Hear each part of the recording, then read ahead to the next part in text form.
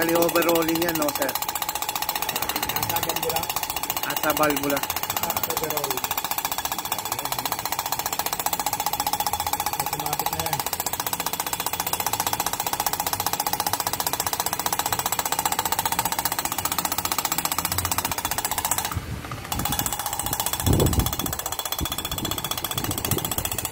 Mga ilang minutes yan sir?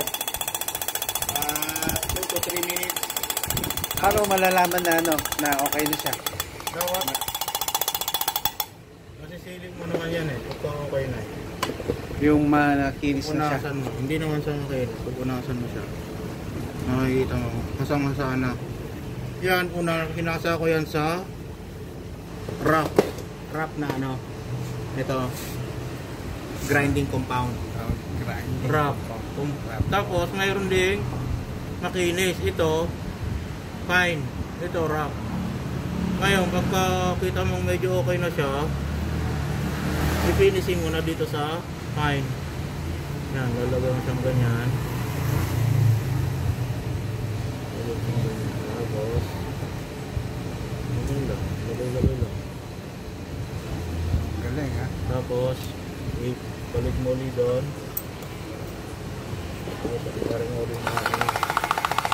Finish na yan, 2 minutes.